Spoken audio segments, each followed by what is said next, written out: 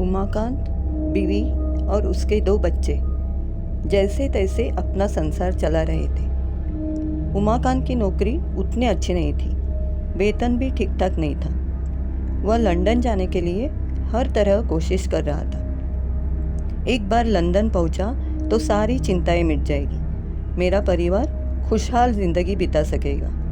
इसी सोच में वह पिछले 1 साल से कोशिश कर रहा था और वह दिन आ गया। उसकी वीज़ा आ गई। वह बहुत खुश था। यहाँ से वहाँ से जोड़कर काटकर लंदन जाने के लिए पैसे खड़े कर दिए। किसी किसी से पैसे उधार लिए और लंदन की टिकट बुक कर दी। उसका परिवार भी खुश था, लेकिन एक चिंता उसके सामने थी कि मेरे जाने के बाद मेरे परिवार का क्या होगा। बच्चे स्कूल कैसे जाएंगे, बच्चों की देखभाल का क्या होगा। मेरी बीवी को तो स्कूटर भी चलाने नहीं आती। ये सारे सवाल उसके सताने लगे। उतने में उसके दिमाग में एक कल्पना आई। उसका एक बचपन का मित्र था जो उसे हर सुख दुख में साथ देता था। उसका नाम था मनोहर। मनोहर नाम की तरह था, हर किसी के मन को भाए, ऐसी उसकी पर्सनैलिटी थी। उमाकांत ने अपनी परिवार की देखभाल के लिए मनोहर को चुना और उसे अपनी सारी बात बता दी। मनोहर शादीशुदा नहीं था। क्या तुम मेरे परिवार की देखभाल करोगे, क्योंकि मैं अब लंदन जा रहा हूँ। तो मनोहर ने भी उसे नाराज़ नहीं किया, वह भी उसके लिए राज़ी हो गया। उमाकांत ने मनोहर की सारी बातें समझा दी। आखिर उसके लंदन जाने का दिन आ गया। उमाकांत के बच्चे, पत्नी रो रही थी, लेकिन उसने उसे समझा बुझाकर चुप किया। मनोहर ने उसे एयरपोर्ट पर ड्रॉप किया। प्लेन छूटा। मनोहर उसके परिवार को लेकर उमाकांत के घर आया और उनसे वादा किया, जो कुछ आपको चाहिए वह मुझे बता देना, मैं आपको लाके दूंगा। यह कहकर वह अपने घर चला गया। अब से वह हर 2 दिन बाद उमाकांत के परिवार से मिलने आता। बच्चों का उसने दिल जीत लिया। उमाकांत की पत्नी भी उस पर विश्वास करने लगी।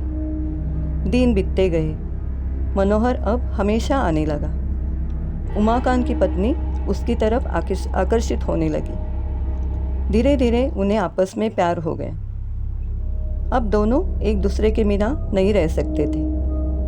पड़ोसी भी अब यह बात जान चुके थे। सब आपस में इनके बारे में ही बातें करते। उमाकांत का फ़ोन आता ही रहता था। मनोहर उसे विश्वास दिलाता कि चिंता मत करो, मैं हूँ ना यहाँ, तुम आराम से रहो। मनोहर बच्चों को घुमाने ले जाता, अच्छे अच्छे होटल में खाना खिलाता, तो बच्चों को भी वह पसंद आने लगा। लेकिन धीरे धीरे अपने पापा को वह भूल गए। अब पड़ोसी भी मुँह पे भी बात करने लगे, लेकिन ये दोनों प्यार में अंधे हुए थे। ये उनकी परवाह नहीं करते थे। दिन बीतते गए। 1 साल हो गया। उमाकांत अब अपने घर आने वाला था। उसने सरप्राइज विजिट देने की सोची और एक दिन अपने घर तक वह पहुंचा। मनोहर उसके घर पर ही था। बच्चे स्कूल गए थे। उमाकांत इन दोनों के रिश्तों के बारे में अनजान था। वह मनोहर के गले लग गया और थैंक यू बोलने लगा।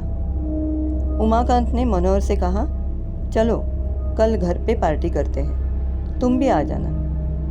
दूसरे दिन उमाकांत ने घर पे छोटी सी पार्टी रखी।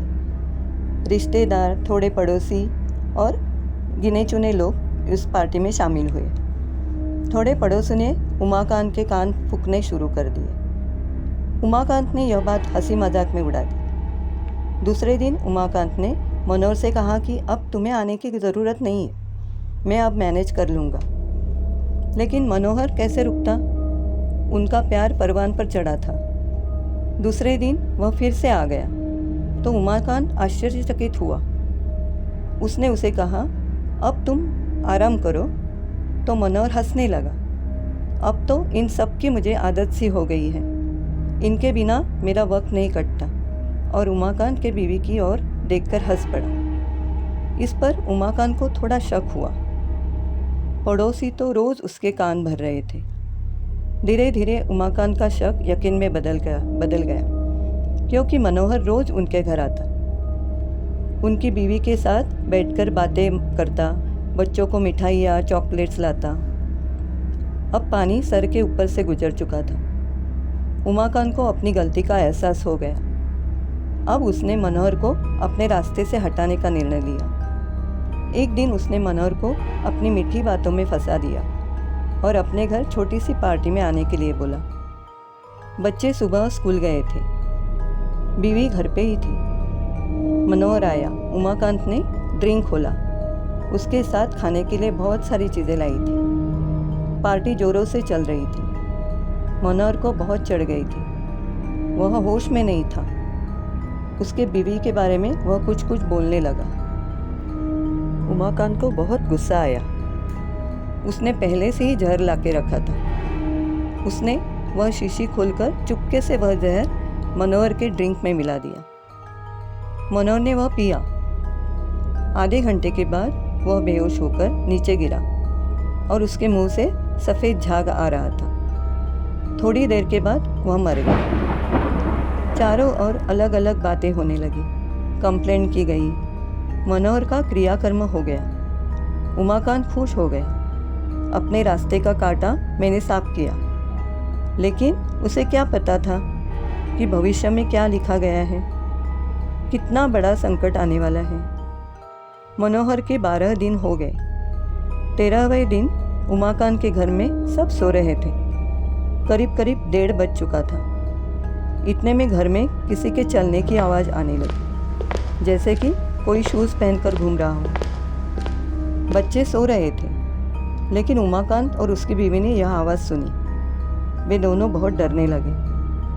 बीच में ही सिगरेट की बदबू आती थी, तो बीच में किसी की रोने की आवाज़ आती। दूसरे दिन भी वही बात, वही चलने की आवाज़, वही सिगरेट की बदबू। आज तो गिलास में शराब भरने की भी आवाज़ आने लगी। दिन ब दिन यह बढ़ता रहा। अब तो हर रोज़ किसी के चलने की आवाज़ आने लगी। कभी कभी काला साया कुर्सी पर बैठा दिखाई देता था। अब उमाकांत के बच्चे भी डरने लगे। अब उमाकांत ने किसी तांत्रिक का परामर्श लेने की सोची। दूसरे दिन वह तांत्रिक को लेकर आया। रात को उसने कुछ पूजा की और उस आत्मा को घर छोड़ने के लिए बोला, लेकिन उसका कुछ परिणाम नहीं हुआ। वह आवाज़, वह साया, वह सिगरेट, वह शराब उस घर में रोज़ आती थी। तांत्रिक ने उमाकांत को घर छोड़ने के लिए कहा।